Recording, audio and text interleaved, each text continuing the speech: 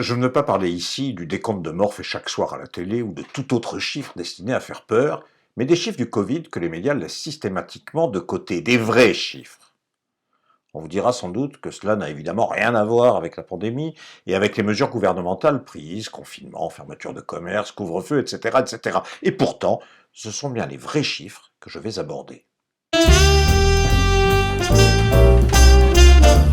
Entre juillet et septembre, après le premier confinement, 682 000 emplois ont disparu. On pronostique déjà au bas mot 1 million d'emplois supprimés d'ici la fin de l'année. Peut-être que ça pourrait faire l'ouverture du 20h, non? 9,3 millions de personnes environ vivent en dessous du seuil de pauvreté. Plus du tiers sont des enfants et des adolescents, et plus de la moitié ont moins de 30 ans. 11,8% des jeunes adultes de 20 à 29 ans sont pauvres. Les femmes et les familles monoparentales sont particulièrement frappées. En 2007, je publiais 7 millions de travailleurs pauvres, la face cachée des temps modernes. Aujourd'hui, après une succession de majorités de gauche et de droite, les chiffres sont littéralement pulvérisés. Je ne parle d'ailleurs pas de pauvres en général, mais de travailleurs pauvres. D'abord, parce qu'en grande partie, il s'agit de travailleurs qui ont un emploi, souvent mal payé, des petits boulots, du temps partiel ou qui sont au chômage. Ensuite, ceux qui n'en ont pas, qui se trouvent extérieurs au monde du travail, ont été broyés. Ils ne sont pas dans leur situation par plaisir, parce qu'ils l'ont choisi, mais dans la grande majorité, ce sont des victimes du système qui les a mis à l'écart. Le travail est toujours le point de départ. Voilà pourquoi les mesures prises au nom du Covid ne peuvent qu'aggraver tragiquement cette situation. Depuis les confinements, le nombre de sans-domicile a explosé. On parle de 300 000 environ. Le logement est un bon indicateur de la misère. En plus des sans-domicile, 15 millions de personnes sont concernées, mal logées, dans des logements insalubres, surpeuplés, dans des logements sans eau, sans électricité. Parlons un peu de la précarité. Le nombre de bénéficiaires de l'aide alimentaire atteint aujourd'hui des records. Là aussi, avec la crise sanitaire et les mesures anti-Covid, 1 million de Français s'ajoutent aux 9 300 000 déjà concernés qui basculent dans la grande pauvreté.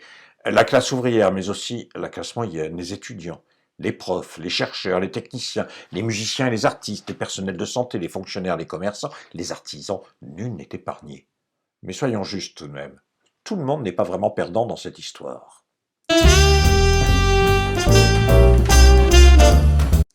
Les profits des entreprises du CAC 40, banques, automobiles, distribution, chimie, ont progressé de 17% depuis le 29 octobre. Des milliards continuent d'être piqués au travail pour venir remplir la poche du capital.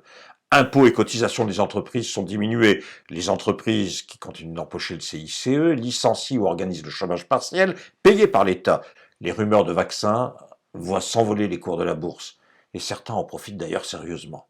Les paradis fiscaux connaissent une seconde jeunesse. Les plus pratiqués sont les Pays-Bas, la Belgique et le Luxembourg. Le dumping social et fiscal bat son plein en Europe. Vous savez, l'Europe dont ils nous disent en permanence qu'elle est synonyme de solidarité et de justice. Enfin, parmi les chiffres oubliés par mes collègues, dont ils ne parlent jamais à la télé, les fermetures de lits après l'apparition du Covid. Les chiffres viennent des organisations syndicales, la presse locale ou même des directions hospitalières. 200 lits à Caen, 80 à Rouvray, 184 à Reims, 200 à Rouen, 20 à Strasbourg, 200 à Nice, 230 à Marseille, et puis les lits à Nantes, à Longjumeau, Juvisy, Nancy, Tours, Besançon, Limoges. La réalité est peu réjouissante, décidément assez énervante, et en fait profondément injuste. Bon, dans ce contexte, n'oubliez pas, un petit pouce bleu en bas de cette vidéo, en signe d'encouragement, et puis en signe d'encouragement aussi, et pour être informé des nouveautés, n'hésitez pas, si ce n'est déjà fait, à vous abonner à cette chaîne.